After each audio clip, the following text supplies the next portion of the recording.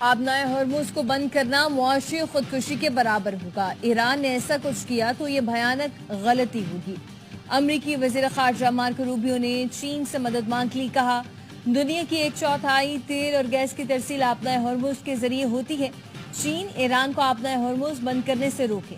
آبنائے ہرمز بند کرنے سے عالمی معیشت پر گہرے اثرات مرتب ہوں گے۔ چین، بھارت اور جاپان کو سخت نقصان ہوگا۔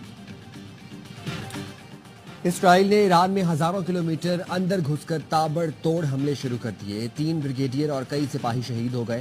اسرائیلی فوج کا تہران کے مہر آباد، مشہد اور یزد کے ہوائی اڈوں سمیت 6 ایرانی ایئرپورٹ کو نشانہ بنانے کا دعویٰ۔ کہا 15 ایرانی لڑاکا طیارے اور ہیلی کاپٹر تباہ کر دیے۔ 20 لڑاکا طیاروں نے کرمانشاہ، ہمدان اور تہران میں 30 مقامات پر فوجی انفراسٹرکچر پر بڑا حملہ کیا۔ Missile storage, launch infrastructure, radar, satellite system اور زمین سے فضا میں مار کرنے والا میزائل لانچر کو نشانہ بنایا۔ 30 لڑاکا طیاروں نے امام حسین اسٹریٹجک میزائل سینٹر کو بھی تباہ کر دیا۔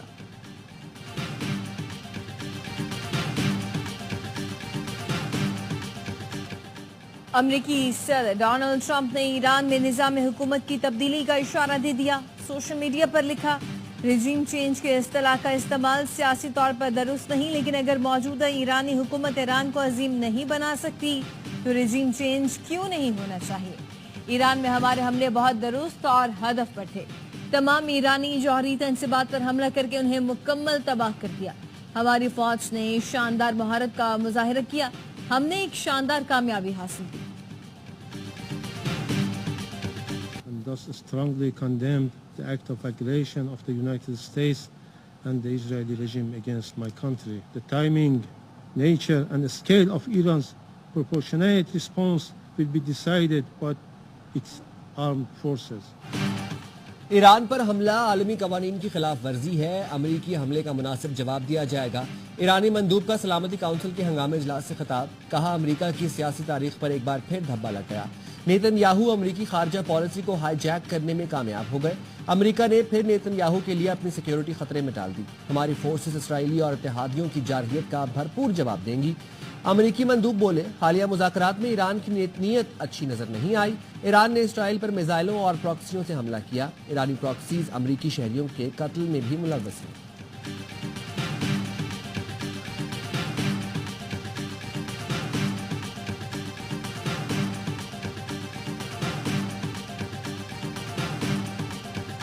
We must act immediately and decisively to halt the fighting and return to serious, sustained negotiations on the Iran nuclear program. The United Nations stands ready to support any and all efforts toward a peaceful resolution.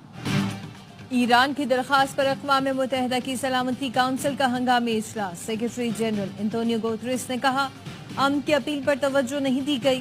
امن کو موقع دینے کی بجائے ایران میں جوہری تنصیبات پر حملہ کیا گیا۔ خطے کے شہری مزید تباہی کے متحمل نہیں ہو سکتے۔ ایران کے خود مختاری اور عالمی قوانین کا احترام کیا جائے۔ سربراہ IAEA کا کہنا تھا کہ ایران کی فردو سائٹ پر حملے کے نشانات واضح ہیں۔ فردو پر یورینیم کی افزودگی 60% تک ہے۔ دنیا میں مزید جوہری ہتھیار ہوں گے تو دنیا کو محفوظ تصور نہیں کرتے۔ ایران کو مذاکرات کی میز پر آنا چاہیے۔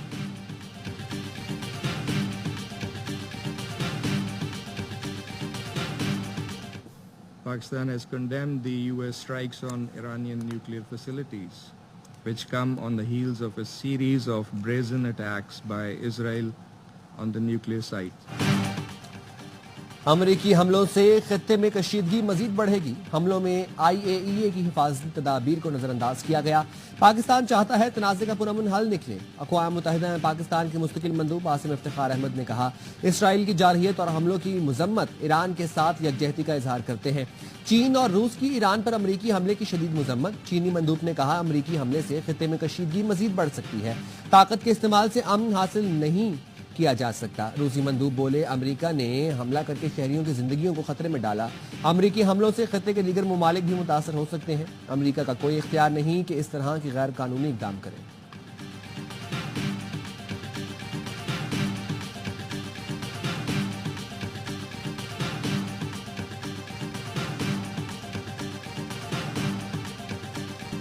اسرائیل امریکہ کو جنگ میں دھکیل رہا ہے۔ ایران کی جوہری تنصیبات پر حملے سے خطے کی مشکلات بڑھی ہیں۔ ہم ایران پر حملے کی مذمت کرتے ہیں۔ ایران کی خود مختاری کو کسی صورت چیلنج نہیں کرنا چاہیے۔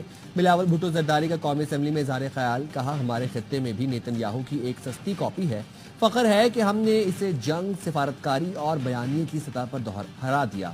ماضی میں جب حملہ ہوا تو اس وقت کے وزیر اعظم نے کہا میں کیا کروں، کیا جنگ چھیڑ دوں، لیکن اس بار ایسا نہیں ہوا۔ ہم نے دشمن کو منہ توڑ جواب دیا۔ ہم جد و جہد جاری رکھیں گے، کشمیر کے عوام کو انصاف دلائیں گے۔ بھارت نے ہمارا پانی روکا تو ہم جنگ لڑیں گے اور تمام دریا سے پاکستان کے عوام کو پانی دلائیں گے۔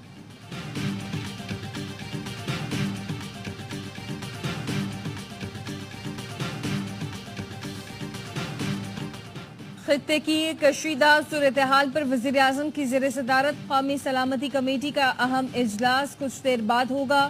اجلاس میں سول و عسکری قیادت شرکت کرے گی۔ فیلڈ مارشل سید عاصم منیر دورہ امریکہ پر شرکاء کو اعتماد میں لیں گے۔ ایران اسرائیل تنازع پر مشاورت کی جائے گی۔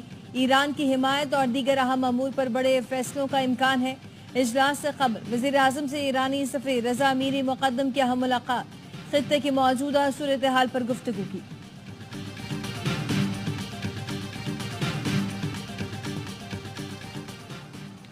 ہم نے حکومتی اخراجات کو کنٹرول کیا، تنخواہ دار طبقے پر ٹیکس کا بوجھ کم کیا۔ اتحادی حکومت میں شامل سیاسی جماعتوں کا شکر گزار ہوں۔ وزیر خزانہ محمد اورنگزیب کا قومی اسمبلی سے خطاب، کہا صنعتی پالیسی کا اعلان جلد کیا جائے گا۔ ہم ڈیجیٹائزیشن کو فروغ دے رہے ہیں، ٹیکس قوانین میں بہتری لا رہے ہیں۔ ماحولیاتی آلودگی سے بچنے کے لیے بجٹ میں تجاویز دی گئی ہیں۔ حکومت نے سولر پینلز پر جی ایس ٹی کی شرح پر کمی کی ہے۔ حکومت سولر پینلز از خود مہنگے کرنے والوں کے خلاف کارروائی کرے گی۔ ایف بی آر کو حاصل اختیارات کا ایک بار پھر جائزہ لیا گیا۔ اب 5 کروڑ روپے تک کے کیسز میں ایف بی آر گرفتاری نہیں کر سکے گا۔ گرفتاری کی منظوری 3 رکنی کمیٹی دے گی۔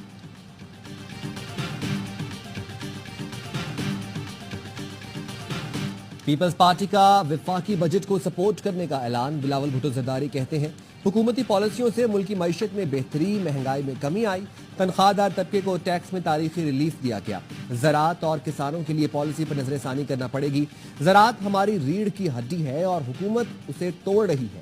اس وقت کسانوں کا معاشی قتل ہو رہا ہے، زرعی ایمرجنسی نافذ کی جائے۔ بلاول بھٹو کی تقریر کے بعد اپوزیشن لیڈر عمر ایوب کو فلور دینے پر پی پی ارکان کا احتجاج۔ اسپیکر ایاز صادق نے کہا دل بڑا کر کے اپوزیشن لیڈر کو سنیں۔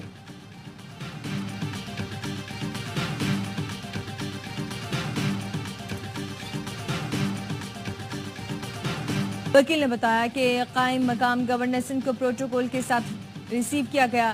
ہمارے پاس تصویریں موجود ہیں، اس کے باوجود سندھ ہائی کورٹ نے ہمیں سنے بغیر درخواست منظور بھی کر لی۔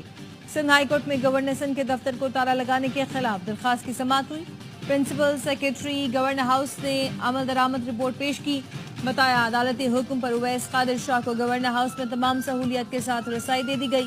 عدالت نے درخواست غیر مؤثر قرار دے کر نپٹا دی۔